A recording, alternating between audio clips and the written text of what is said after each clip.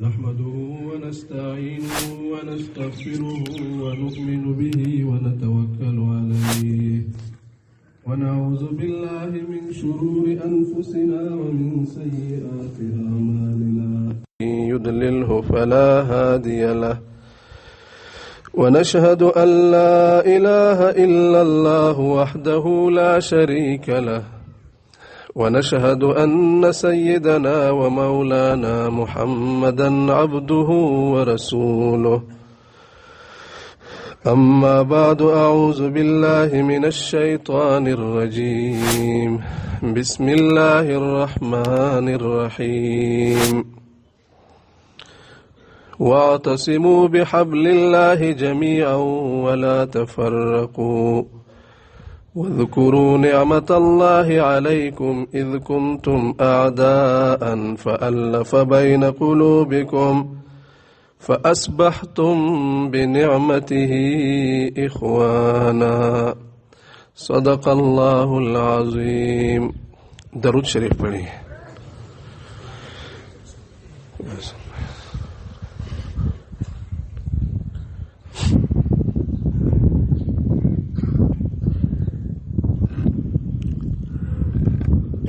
محترم مسلمان بھائیوں دوستوں،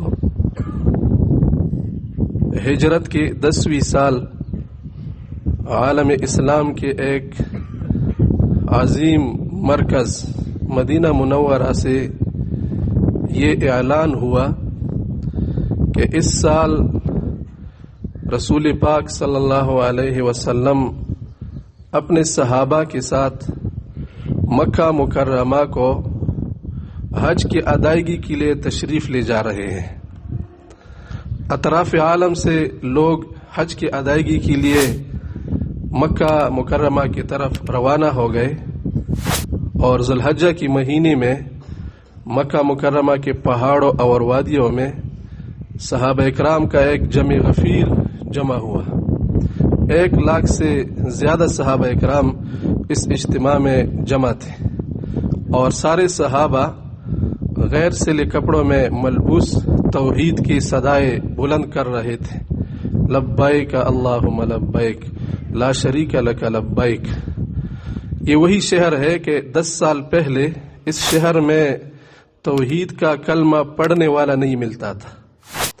اگر کوئی 1-2 آدمی اس شہر میں توحید کا کلمہ پڑھتے اس کے لیے زندگی عذاب بن جاتی. لیکن آج مکہ مکرمہ کے گلی گلی کوچی کوچی میں توحید کی صدا بلند ہو رہی ہے.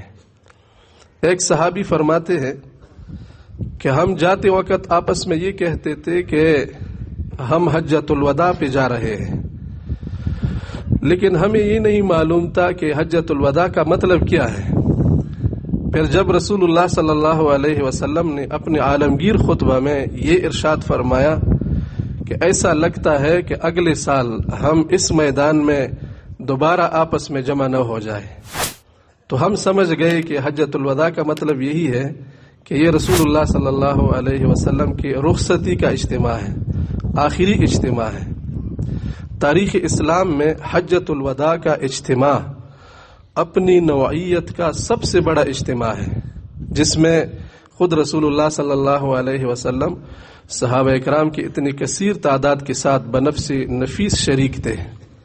اور اس اجتماع کے خد و خال بھی بڑے تابناک اور تاریخ ساز ہیں. ایک طرف تو عرب لوگوں کے سینکڑوں سالوں پرانے شرک و کفر کے رسومات کے اختتام کا دن تھا، اور آج کے دن جاہلیت کا سیاہ باب ختم ہونے والا تھا. رسول اللہ صلی اللہ علیہ وسلم نے جاہلیت کے تمام تر طریقوں کو اپنے پاؤں تلے رون ڈالا. فرمایا کہ جس کسی نے جاہلیت میں سود کیا ہے اس کا حساب نہیں ہوگا، جس کسی کا جاہلیت میں قتل مقاتلہ ہوا ہے اس کا حساب بھی نہیں ہوگا. سب سے پہلے میں حارث ابن عبد المطلب کے اپنے چچا کے وہ قتل کا حساب چھوڑ دیتا ہوں. مسلمانوں کی زندگی کا نیا دور شروع ہوا. اور دوسری طرف ایک عالمی پیغمبر جس کی نبوت تا قیامت ہے اور جس کی نبوت کسی خاص طبقے اور خاص قوم کے لیے نہیں ہے پر پورے عالم انسانیت کے لیے ہے. وہ اپنی زندگی کے آخری لمحات میں اپنی امت کو کچھ ہدایات دینے جا رہا ہے. رسول اللہ صلی اللہ علیہ وسلم نے اس اجتماع میں 2 خطبے دیے ہیں. ایک خطبہ آپ نے عرفات کے موقع پر ارشاد فرمایا تھا اور دوسرا خطبہ آپ نے منا کے مقام پر دیا تھا. ان 2 خطبوں میں رسول اللہ صلی اللہ علیہ وسلم نے پورے عالم انسانیت کے لیے خصوصاً امت مسلمہ کے لیے بڑے اہم ہدایات اور احکامات چھوڑ دیے ہیں. لیکن سب سے زیادہ نمایاں اور سب سے زیادہ تاکید آپ علیہ السلام نے جس بات کی ہے اس اجتماع میں، اور ان 2 خطبوں کا بہت بڑا حصہ جس مضمون پر مشتمل ہے وہ یہ تھا کہ میرے جانے کے بعد میری امت تم اتفاق سے رہو، ایک دوسرے کے حقوق ادا کرو، کمزوروں کا خیال رکھو، ایک دوسرے کے مال جان آبرو کی حفاظت کرو. لا ترجعوا بعدی کفارا یضرب بعضکم رقاب بعض. ایسا نہ ہو کہ میرے جانے کے بعد تم پھر سے جاہلیت کے زمانے میں لوٹ جاؤ اور ایک دوسرے کی گردنیں مارتے رہو، ایک دوسرے کو قتل کرتے رہو.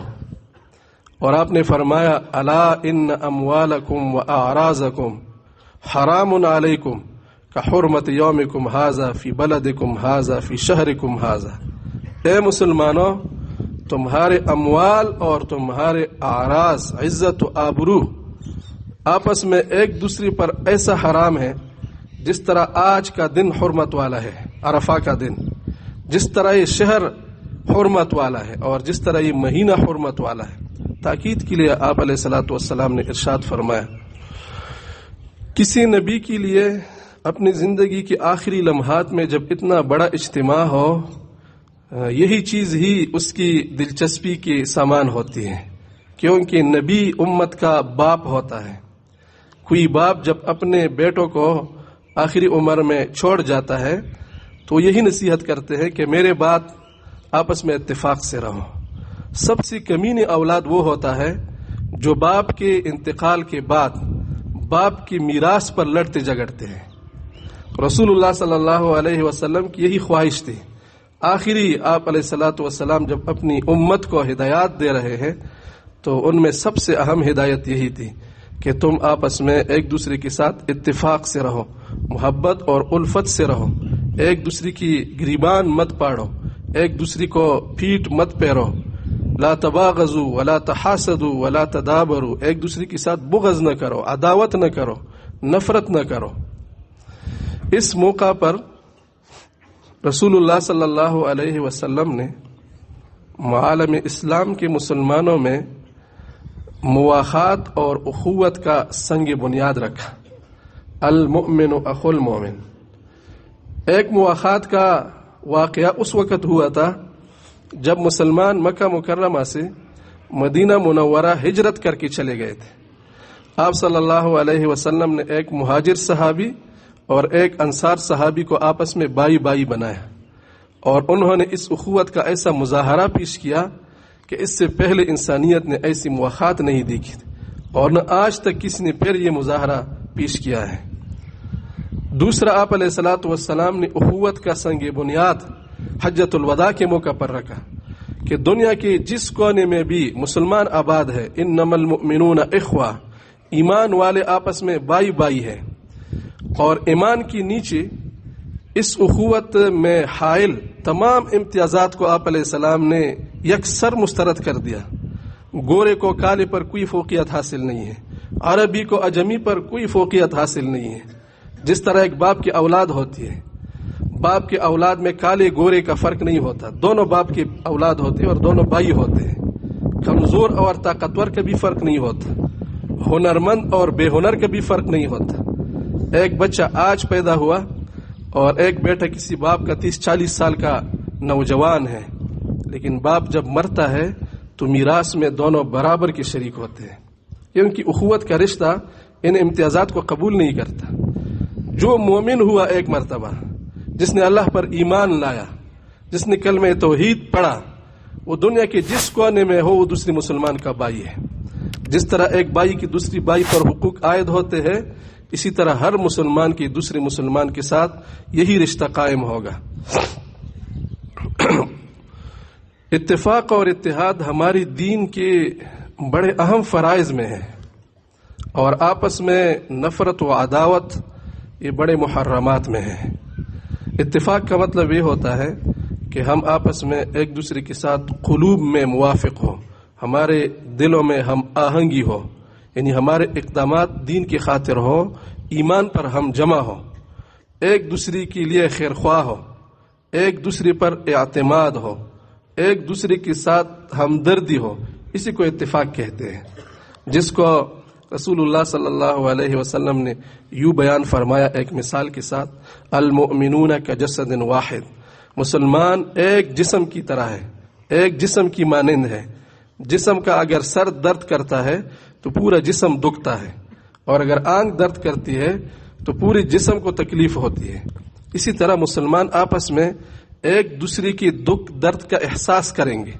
اگر ایک مسلمان کمزور ہے، اس کے ساتھ کھانے کی بندوبست نہیں ہے، اور دوسری کو اللہ نے دیا ہے، تو اس کو چاہیے کہ اپنے کمزور بھائی کی تعاون کرے. ایک مسلمان بیمار ہے، اس کی عیادت کرے، بیمار پرسی کرے. کسی کے گھر میں فوتگی ہو گئی، وہاں جا کر اس کی تعزیت کرے، اس کی جنازہ میں شریک ہو جائے، اس کی تدفین میں شریک ہو جائے. یہی ہوتا ہے اتفاق اور اتحاد، یعنی حقوق کی ادائیگی جس معاشرے میں ہوتی ہے. اور دوسری جگہ رسول اللہ صلی اللہ علیہ وسلم نے فرمایا: المؤمن للمؤمن کالبنیان یشد بعضه بعضا. مومن دوسری مومن کے لیے عمارت کی طرح ہے. عمارت میں ایک حصہ دوسرے حصے کو سہارا دیتا ہے.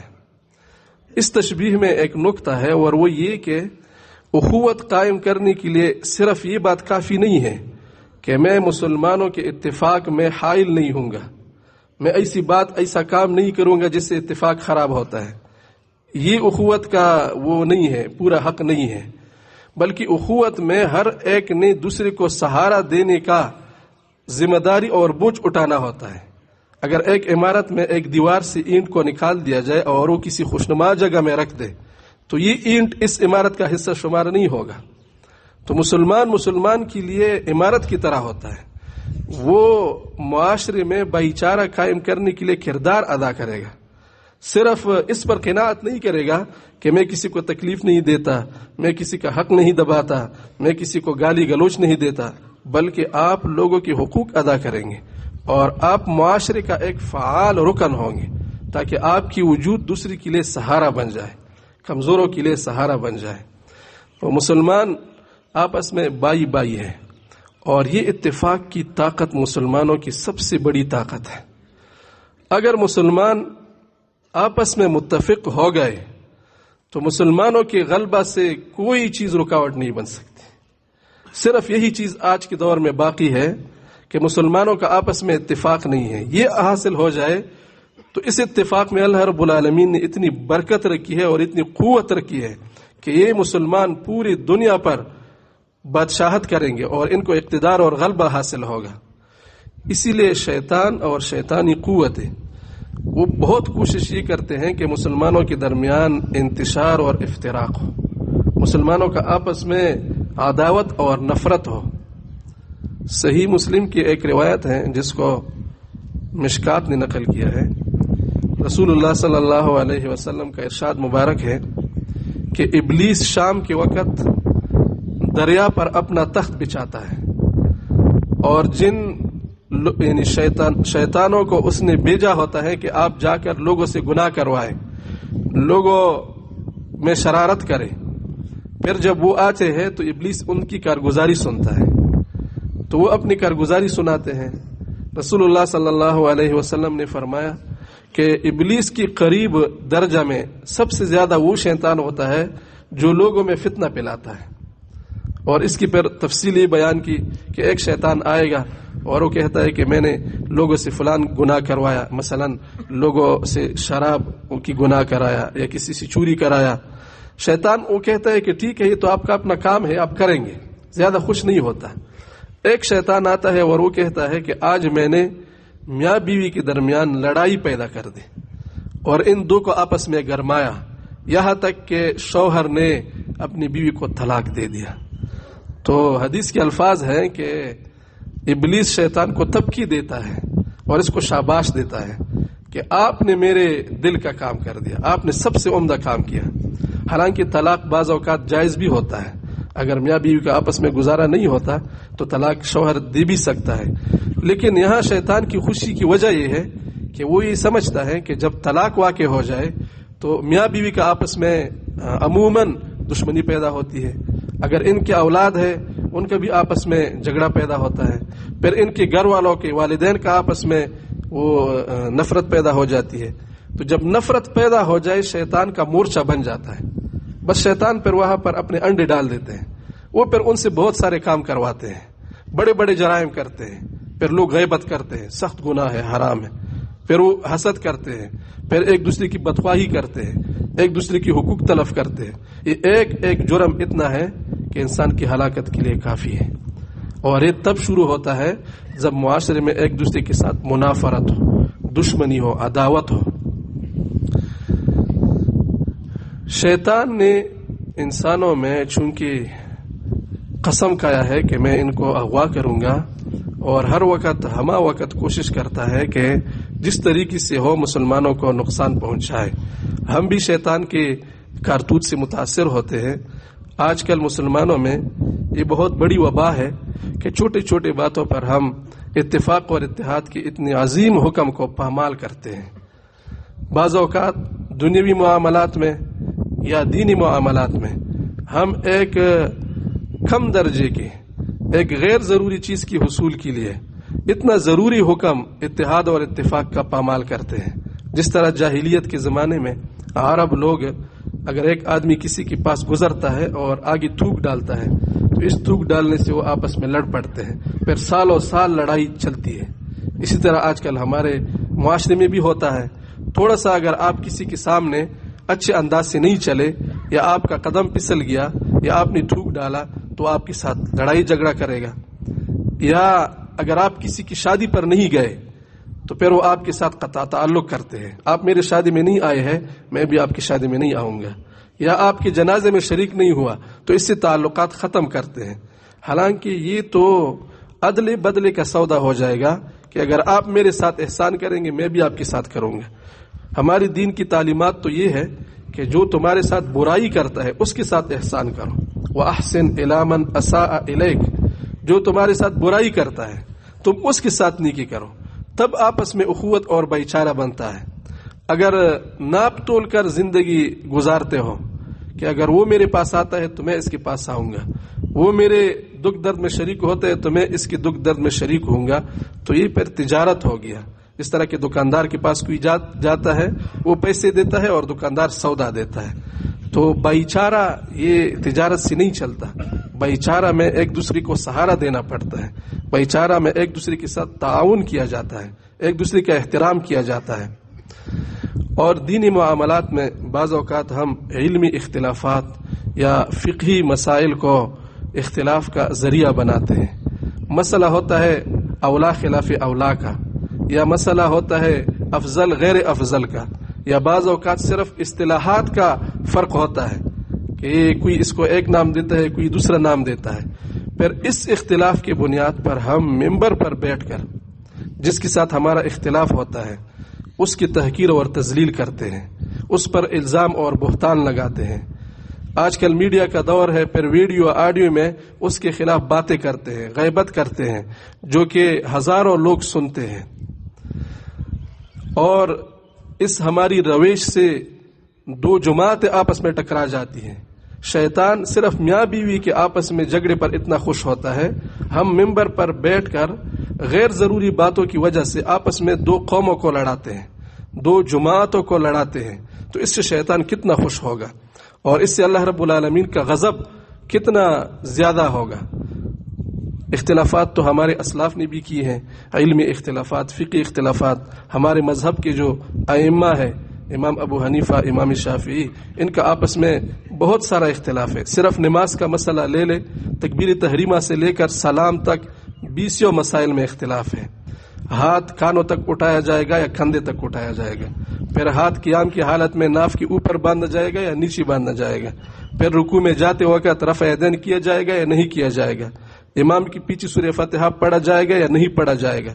ہر جگہ میں احناف اور شوافی کا اختلاف ہے، لیکن اس اختلاف کے باوجود ان کا آپس میں احترام کا ایسا وہ معاملہ تھا کہ جب امام شافعی رحمہ اللہ کے مجلس میں امام ابو حنیفہ کا ذکر ہوتا تو وہ وجد میں آتے اور اشعار پڑھتے تھے۔ امام شافعی بڑا شاعر بھی تھے، لیکن انہوں نے کہا کہ بس شعر کے ساتھ میرا فقہ اجازت نہیں دیتا، ورنہ اگر میں شعر پڑھتا تو لبید کو پیچھے چھوڑ دیتا۔ تو انہوں نے شعر پڑھا کہ اعد ذکر نعمان لنا ان ذکرہ هو المسک یتزوع ما یتکرر، تم نعمان کا ذکر کرو، نعمان ہمارے امام کے نام ہے، نعمان بن ثابت امام ابو حنیفہ رحمہ اللہ، تم جب اس کا نام لیتے ہو، نعمان کا نام اتنا زبردست ہے کہ وہ مشک کی طرح مجلس میں وہ خوشبو اس سے پھیل جاتی ہے۔ عائد ذکر نعمان اللہ، حالانکہ اختلافات اتنے زیادہ ہے کہ ہر مسئلہ میں آپس میں اختلاف ہے۔ اختلاف کا مطلب یہ ہرگز نہیں ہوتا کہ کسی مسئلہ میں اختلاف کی وجہ سے آپ کسی کی تحقیر اور تذلیل کریں، آپ کسی پر بہتان اور الزام لگائیں۔ ہر فریق کو اپنے مسئلہ میں اپنے موقف سے ہٹنا جائز ہے، اگر وہ اس طرح نہ کرے تو کوئی گناہ نہیں ہوگا، اس کی دین پر بھی کوئی فرق نہیں آئے گا۔ لیکن اگر وہ کسی کا تحقیر کرتا ہے، تحقیر ہمارے قرآن میں حرام ہے، صراحت کے ساتھ اللہ رب العالمین نے حرام کیا ہے، کسی پر بہتان لگانا بڑا حرام ہے۔ تو اتنے بڑے بڑے حرام کا ارتکاب کرتی ہوئی ہم صرف اپنا مسئلہ ثابت کرنے کے لیے اتنا بڑا اقدام کرتے ہیں، جس کی وجہ سے معاشرے میں منافرت پھیلتی ہے، جس کی وجہ سے معاشرے میں ایک دوسرے کے ساتھ لڑائی جھگڑے پیدا ہوتے ہیں۔ کچھ جو ہمارا آپس میں اتفاق رہ گیا تھا، اگر مسجد میں ایک جماعت کے لوگ آ جائے یا ایک مدرسے کے طلباء جمع ہو جائے، اس کو بھی ہمارے اندر عصبیت نے ایسا پارا کر دیا کہ اب گلی میں گھر میں آپس میں اختلاف پیدا ہوا۔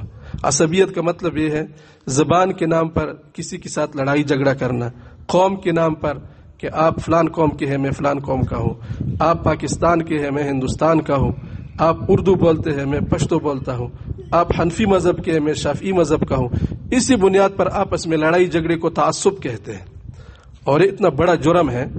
رسول اللہ صلی اللہ علیہ وسلم فرماتے ہیں لیس منا من قاتل لعصبیہ، جو عصبیت کے لیے لڑائی جھگڑا کرتا ہے، اسی بنیاد پر لڑائی جھگڑا کرتا ہے کہ میرے پشتون بھائیوں کے طرف میں ہوں گا اگرچہ وہ ناحق پر ہے، تو یہ ہمارے آدمی نہیں ہے۔ اور ایک دوسری حدیث میں ہے کہ جو آدمی عصبیت کے لیے لڑائی کرتا ہے یا عصبیت کے نام پر لوگوں کو دعوت دیتا ہے، قوم کے نام پر لوگوں کو جمع کرتے ہیں، مذہب کے نام پر لوگوں کو جمع کرتے ہیں، تو اور اس کے لیے عصبیت کا تعاون کرتا ہے، اگر یہ آدمی مر گیا ماتا میتتن جاہلیہ، یہ آدمی جاہلیت کی موت مر گیا۔ جاہلیت کا موت وہ ہوتا ہے جس میں نہ لوگ خدا کو جانتے ہیں، نہ رسول کو جانتے ہیں، نہ کتاب کو جانتے ہیں، یعنی ان لوگوں کی طرح اس دنیا سے جاتا ہے جس طرح اسلام سے پہلے جاہلیت کے لوگ مرتے تھے۔ پھر خاص کر آج کل ہمارے انتخابی عمل میں جو عصبیت کا عمل شروع ہو جاتا ہے، گھر میں آپس میں بھائی آپس میں ایک دوسرے کے خلاف ہوتے ہیں۔ اگر ہم نے خواہ مخواہ جمہوری نظام میں شرکت کرنی ہے تو پھر جمہوری اصول کو اس کی بنیاد پر ہر کسی کو رائے کا حق دینا چاہیے۔ ایک طرف ہم جمہوریت میں حصہ لیتے ہیں، پھر دوسری طرف اگر کوئی ہمیں ووٹ نہیں دیتا تو اس سے ناراض ہوتے ہیں، تو پھر جمہوریت کا نام کس لیے لیا جاتا ہے؟ جمہوریت تو کہتے اس کو ہے کہ ہر ایک اپنا رائے دے دے، سمجھدار ہے یا نہ سمجھ ہے۔ جب خود آپ اس عمل میں شامل ہوتے ہیں تو پھر کم از کم اتنا کرے کہ ہر کسی کو رائے کا حق دے دے، وہ آپ کے حق میں رائے دیتا ہے یا نہیں دیتا، ٹھیک ہے آپ ان کو سمجھائے کہ میں آپ کے لیے یہ کام کروں گا، یہ کام کروں گا، لیکن اس بنیاد پر کسی کے ساتھ لڑائی جھگڑا کرنا کہ آپ میری پارٹی والی نہیں ہیں، ایک گھر میں دو جھنڈوں کے نام پر ہم تقسیم ہو گئے، ایک طرف ایک جھنڈا لگا ہوا ہے، دوسری طرف دوسرا جھنڈا لگا ہوا ہے، ایک خاندان کے لوگ آپس میں اس عصبیت کی وجہ سے تقسیم ہو گئے، اس انتخابی عمل کی وجہ سے تقسیم ہو گئے، اور یہی دشمن چاہتا ہے۔ دشمن یہ چاہتا ہے کہ مسلمانوں کا آپس میں انتشار ہو، مسلمان آپس میں بے اتفاق ہو، تب ان کو زیر کرنا، تب ان میں گمراہی پلانا، تب ان کو عیاشی پر لانا یہ کوئی مشکل کام نہیں ہے۔ مسلمان تو جب ایک مرتبہ اتفاق پر آ جاتے ہیں تو پھر دشمن کے لیے مسئلہ بن جاتا ہے۔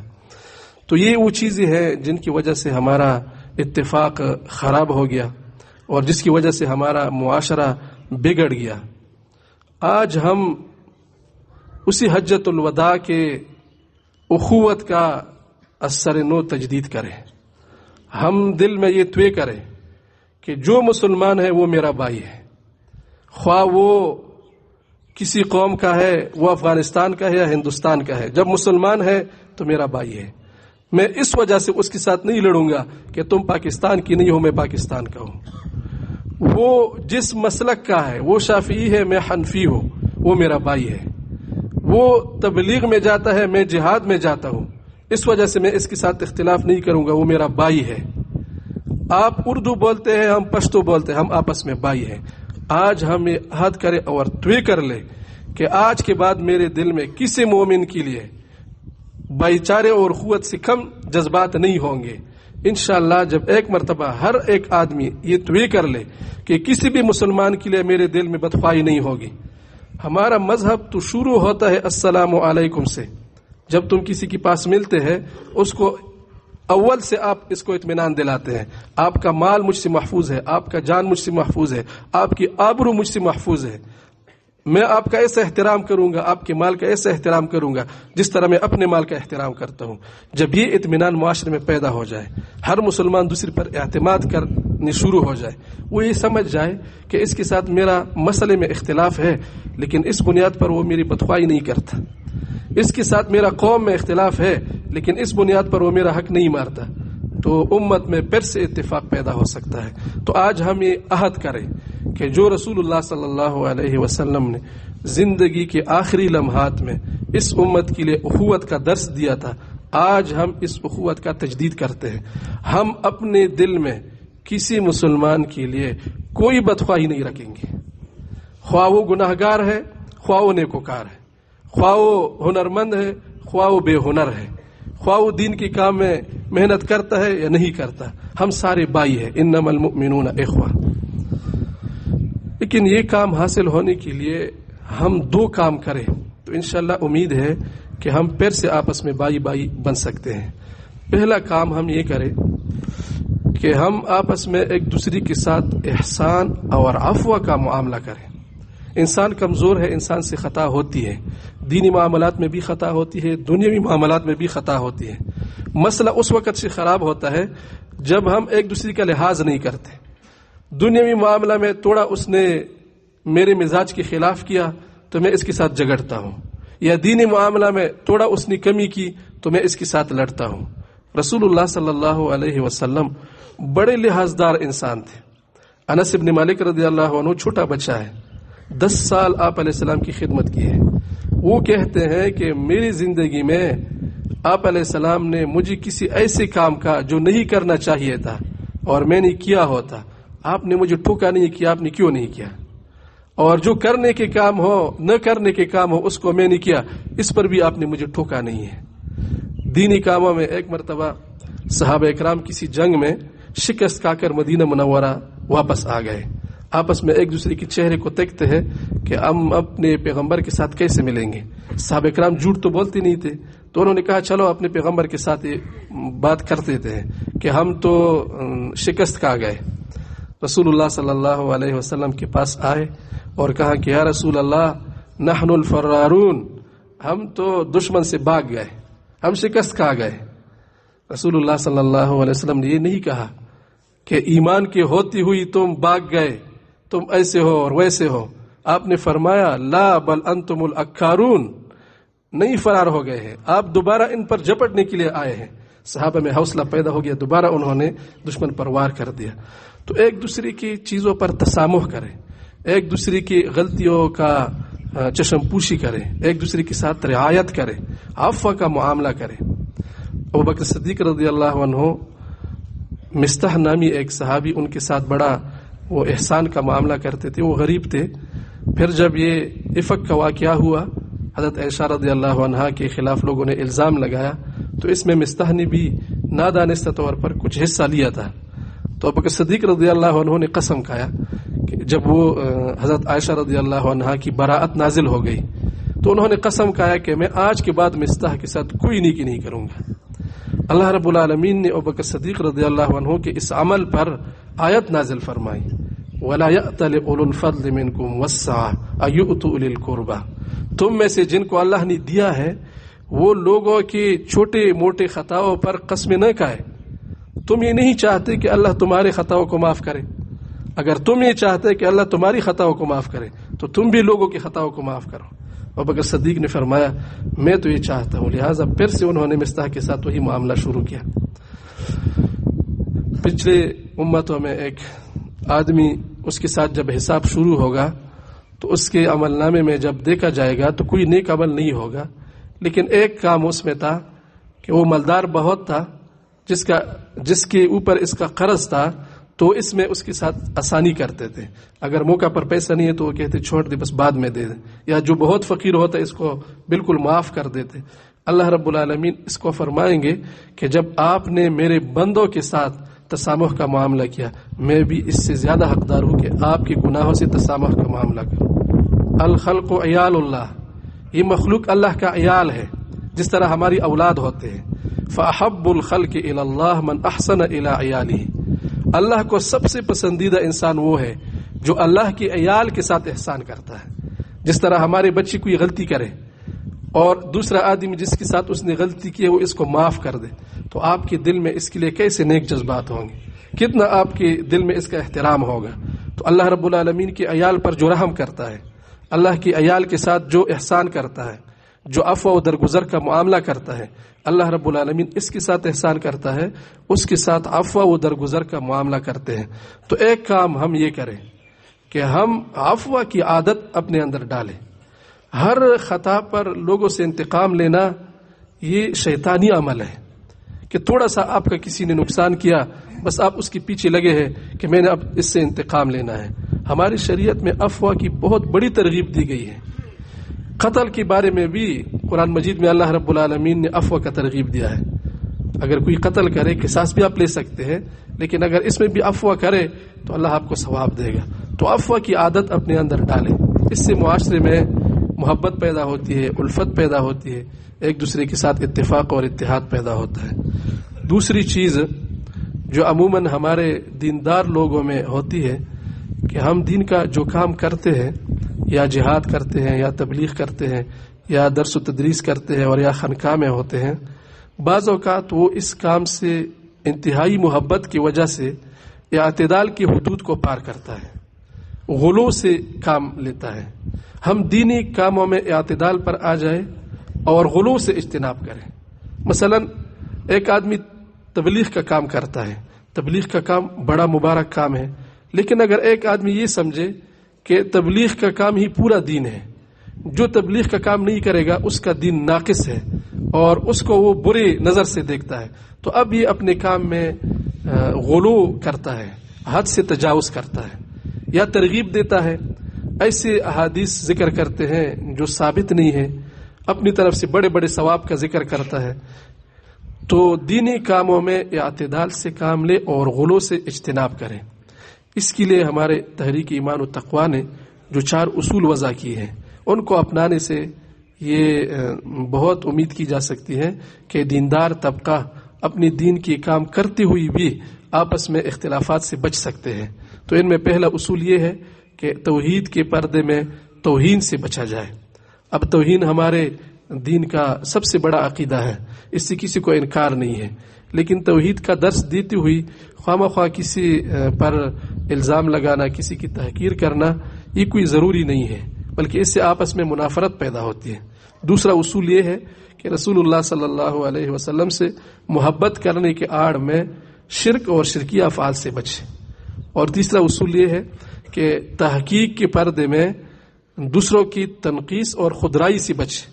ایسا نہ کرے کہ آپ کی جو رائے ہے اس کو کتاب اللہ اور سنت رسول کا درجہ دے دیں، کہ کسی کو اس سے اختلاف کرنے کا حق بھی آپ سلب کریں کہ میں نے جو بات کہی ہے بس وہ حرف آخر ہے، اس کے ساتھ کسی کو اختلاف کرنے کا حق حاصل نہیں ہے.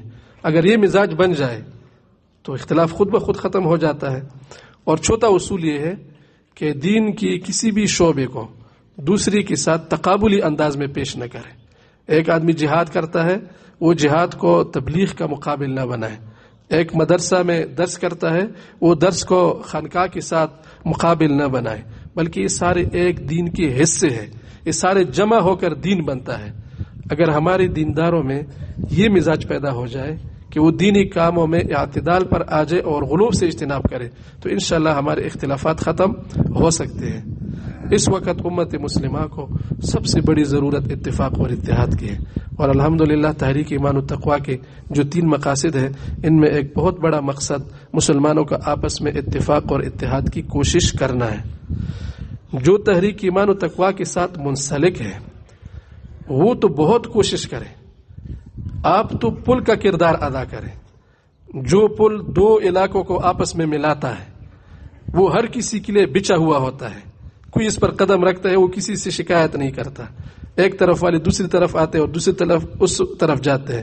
اگر ہم خود ان چیزوں میں مشغول ہو جائیں کہ اختلافی مسائل میں، چھوٹے چھوٹے مسائل میں لوگوں کے ساتھ لڑائی جھگڑا شروع کریں تو پھر ہم امت کو کیسی تعلیم دیں گے یا امت کو کیسے پیغام دیں گے کہ آپ اتفاق اور اتحاد پیدا کریں؟ تو سب سے پہلی ذمہ داری ہمارے اپنی بنتی ہے کہ ہم ان چیزوں سے نکل کر امت کے خیر کا کام کریں اور مسلمانوں کے اتفاق اور اتحاد میں اپنا کردار ادا کریں۔ اللہ رب العالمین ہم سب کو عمل کی توفیق عطا فرمائے۔ وآخر دعوانا ان الحمدللہ رب العالمین۔